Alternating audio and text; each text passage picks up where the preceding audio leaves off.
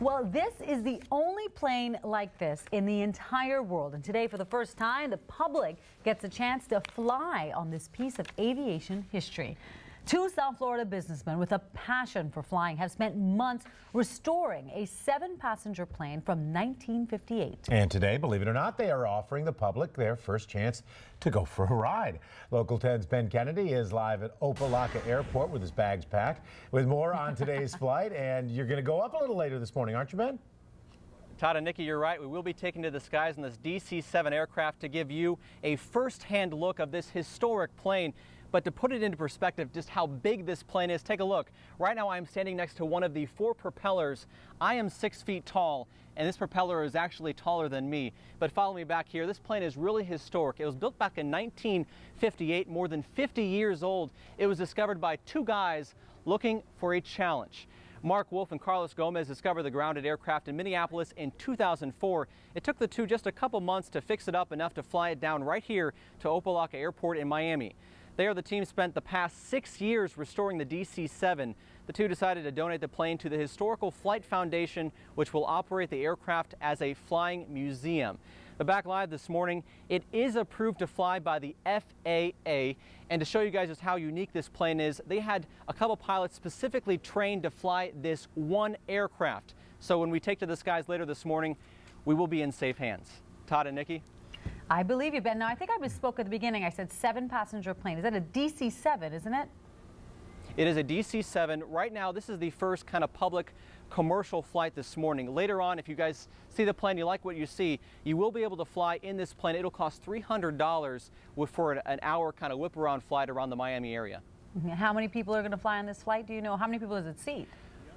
This morning, they have not disclosed how many people are coming. Basically, everyone who's been involved in the project will be going on this flight, as well as some media to kind of give the viewers, kind of give people who won't get the opportunity to fly in it a first-hand look. All right, Ben Kennedy, live in Opa-locka. We look forward to your reports later this morning. Thank you, Ben. Flies.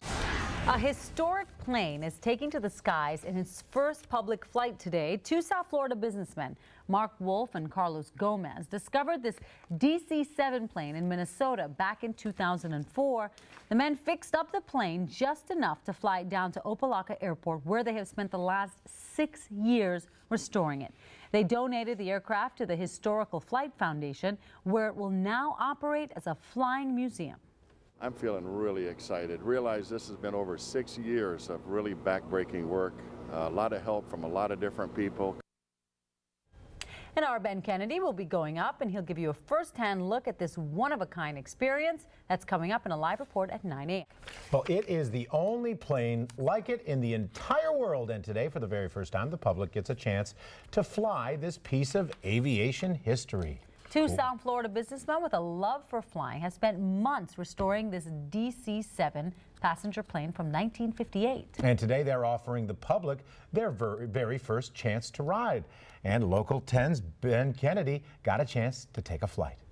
Right now, we're at the Opa-locka Airport, where we're about to board this DC-7 plane. It's really unique. In fact, it's the only DC-7 commercial flight in the entire world. We're going to give you a first-hand look.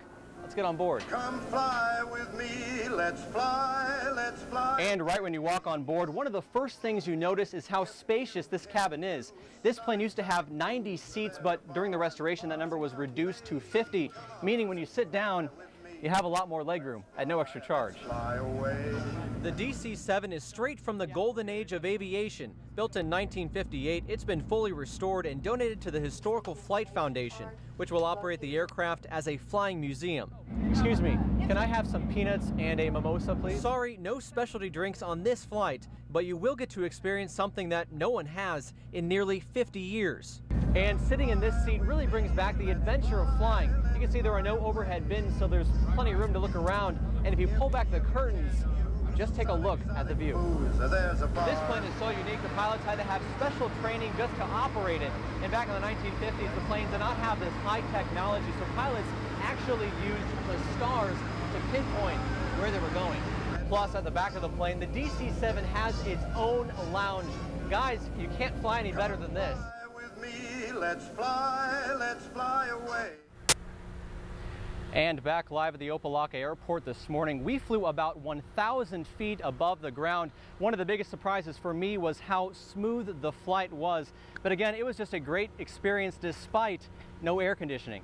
Todd and Nikki? You still waiting on those peanuts and that mimosa there, Ben?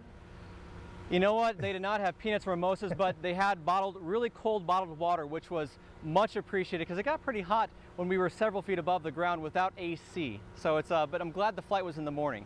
Yeah. Now, Ben, this is a museum. Now, is it just the plane itself? They restored it so that, you know, it's a one-of-a-kind relic, or are there other things on board? Do they show you other stuff? What else is on there? Nikki, great question. You actually nailed it right there. It's really just the plane. Again, it was built back in 1958, more than 50 years old. These two guys spent nearly 6 years restoring it. And overall, it's just the experience of being in this plane, kind of reliving a little bit of piece of history when flying was an adventure. People would dress up to go to the airport. So it was just a very different experience, and it brings you back to that era. Oh my, has it changed? I remember back then, and they had a lot more than peanuts to eat on the plane too, Ben. I can tell you that. All right. Thanks for that live report. Thank you, Ben.